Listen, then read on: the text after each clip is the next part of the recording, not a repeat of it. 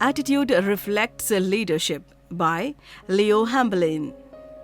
क्या आपको पता है कि एक लीडर में ऐसी क्या बात होती है जिससे सभी लोग उसकी बात मानते हैं और उसकी इज्जत करते हैं? क्या आप भी सबकी तरह ये जानना चाहते हैं कि एक लीडर बनने के लिए कौन कौन सी खूबियां होनी चाहिए? अगर हाँ, तो ये किताब आपको जरूर पढ़नी चाहिए। ये किताब हमें एक लीडर की खासियत के बारे में बताती है और साथ ही ये बताती है कि क्यों हर कोई लीडर नहीं बन सकता। ये किताब हमें मैनेजर, बॉस और लीडर के बीच का अंतर समझाती है। इस किताब की मदद से हमें पता लगेगा कि एक लीडर को किस तरह की समस्याओं का सामना करना होता है और वो किस तरह से खुद को सुधार सकता है। इसे पढ़कर आप सीखेंगे एक बॉस और एक लीडर में क्या अंतर होता है, एक लीडर की जिम्मेदारियां क्या होती हैं, एक कर्मचारी को काम पर रखने से पहले उसमें एक लीडर को क्या देखना चाहिए। पहला सबक, एक लीडर अपनी टीम को काम करने के लिए प्रेरणा देता है। एक कंपनी के कर्मचारी कितने अच्छे से काम करते हैं, ये इस बात पर निर्भर करता है कि वो अपनी कंपनी से कितना लगाव रखते हैं, और वे अपनी कंपनी से कितना लगाव रखते हैं ये इस बात पर निर्भर करता है कि उनका बॉस उनसे कितने अच्छे से पेश आता है।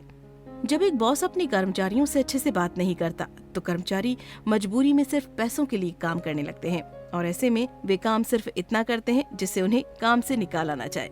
इस तरह के बॉस कभी एक लीडर नहीं बन सकते, क्योंकि एक लीडर बनने के लिए आपके पास एक ऐसी टीम होनी चाहिए जो कामयाब होने के लिए उतनी ही उत्सुक हो जितना आप हैं। एक लीडर बिना अपने लोगों की मदद से अपनी मंजिल हासिल नहीं कर सकता। वो इस बात को जानता है, इसीलिए वो अपने लोगों की इज्जत करता है। जब आप किसी ऐसे काम को अपनी टीम से करवा रहे होते हैं जिसके करने में बहुत ज्यादा समय लग रहा हो, तो आपको समय समय पर अपने कर्मचारियों को प्रेरणा देकर उन्हें काम करने के लिए अंदर से उकसाना होगा। जब काम समय से पूरा नहीं होता तो एक बॉस अपने कर्मचारियों पर गुस्सा करने लगता है, जिससे कर्मचारी दबाव में आकर काम करने लगते हैं और वे पूरी क्षमता का इस्तेमाल नहीं कर पाते। एक गैलप पोल में ये बात सामने आई है कि अगर कोई कर्मचारी काम छोड़ता है तो उसकी सबसे पहली वजह होती है उसके बॉस का अच्छा ना होना। अगर एक बॉस अपने कर्मचारियों को बार बार डांटता रहेगा तो समय के साथ कर्मचारियों में काम करने की इच्छा मर जाती है। ऐसे में वे ना तो काम कर पाते हैं और ना ही अपने काम से खुश रह पाते हैं, इसीलिए वे काम छोड़ देते हैं। दूसरा सबक, एक अच्छा लीडर लोगों को काम करने के लिए प्रेरणा देता है। एक अच्छा लीडर कभी खुद किसी काम में माहिर नहीं होता। वो ये जानता है कि किस तरह से वो अपने कर्मचारियों को प्रेरणा देकर उनसे अच्छा और ज्यादा काम करवा सकता है, जबकि एक मैनेजर का काम ये देखना होता है कि उसके कर्मचारी कितना ज्यादा काम कर रहे हैं और किस तरह से काम कर रहे हैं। एक मैनेजर का काम होता है कि वो अपने नीचे काम करने वालों की हरकतों पर ध्यान दे। उसका काम होता है ये देखना कि उसके कर्मचारी तरक्की कर रहे हैं या नहीं। कभी कभी हम एक मैनेजर को एक लीडर समझ लेते हैं, लेकिन उसमें बहुत ज्यादा अंतर होता है।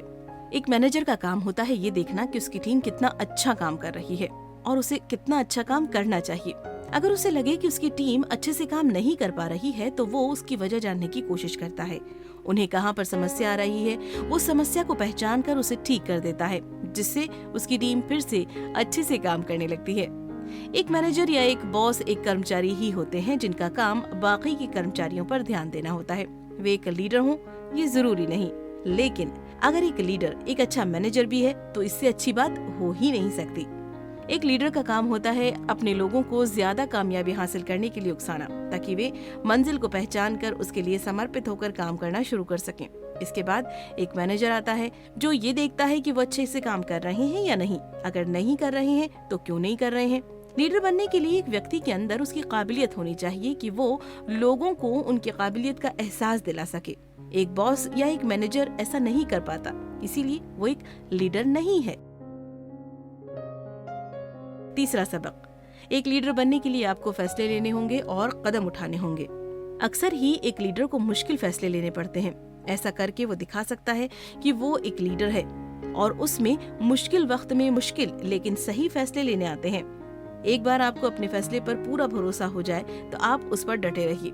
मान लीजिए कि आपको पता है कि आपके ग्राहकों को आपके हेडफोन्स काले रंग के पसंद है, लेकिन फिर भी आपकी टीम का कहना है कि भविष्य में डाटा में बदलाव होंगे और उन्हें सफेद रंग पसंद आएगा। ऐसे हालात में आप मीटिंग बुलाइए और सबके साथ बैठकर समझिए कि क्या करना ठीक होगा। अंत में अगर आपको लगता है कि आपका डाटा ठीक है और हेडफोन्स को काले रंग का होना चाहिए तो आप काले रंग के हेडफोन्स ही बनवाइए। अगर आपको अपने फैसले पर पूरा भरोसा है और आपका फैसला सच में ही सही साबित होता है तो आप पर लोग बहुत ज्यादा भरोसा करने लगेंगे। अक्सर लोग उस लीडर की बात नहीं मानते जो या तो गलत फैसले लेता है या फिर फैसले लेकर उस पर काम नहीं करता। अगर आपकी टीम आपकी हर बात काट रही है तो समझ जाइए कि वे आप पर भरोसा नहीं करते। ऐसे हालात में आपको खुद पर काम करना होगा। आपको अपने आप में सुधार करके सही फैसले लेना सीखना होगा और अपनी कही गई बात को सबसे पहले खुद पर लागू करना होगा। जब आपके लोग देखेंगे कि आपके फैसलों के नतीजे अच्छे आ रहे हैं तो वो अपने आप आपको पसंद करने लगेंगे। चौथा सबक, एक लीडर को अपनी टीम को अच्छे से संभालना आना चाहिए। एक लीडर हमेशा अपने लोगों से अच्छा काम करवा सकने के काबिल होता है, लेकिन वो क्या है जिससे एक कर्मचारी एक लीडर की बात मानने लगता है? आइए देखते हैं। सबसे पहले तो आपको अपनी टीम को सुनना होगा।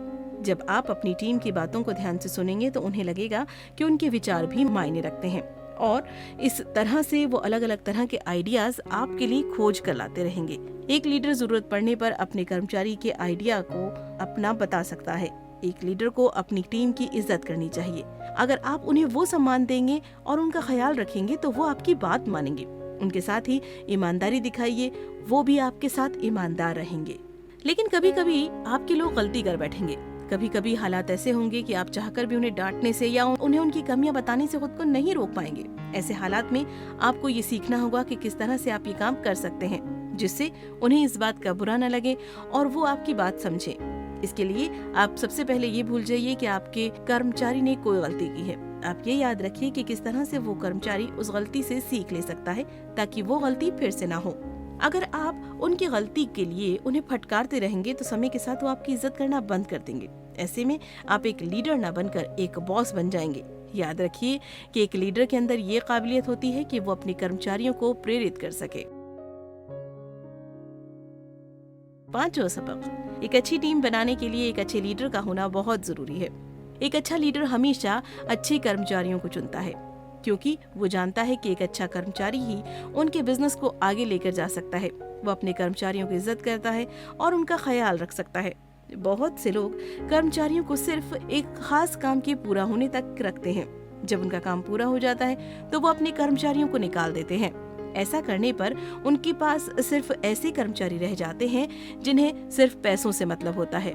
वे काम सिर्फ उतना करते हैं जितने से काम चल जाए। लेकिन एक अच्छी टीम को तैयार करने के लिए सबसे पहले आपको अच्छा बनना होगा ताकि आपके कर्मचारी पैसों से ऊपर उठकर काम कर सकें। इंटरव्यू में आप जो सवाल पूछते हैं उनसे ये पता लगता है कि एक कर्मचारी किस तरह के काम करता है।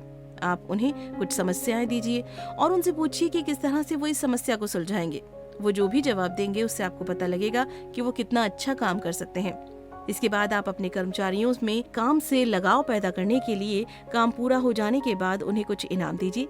काम पूरा होने से पहले उन्हें प्रेरित करने के लिए पैसा मत दीजिए। जब आपके कर्मचारियों को पहले से ही इनाम मिल जाएगा तो वो काम करने के लिए प्रेरित नहीं होंगे क्योंकि उन्हें पता लग जाएगा कि इसके बाद उन्हें कुछ नहीं मिलने वाला। इसीलिए आप उन्हें अपनी बातों से प्रेरित कीजिए। इन सभी का इस्तेमाल करके आप पहले से एक बेहतर लीडर बन सकते हैं और साथ ही एक अच्छी टीम बना सकते हैं।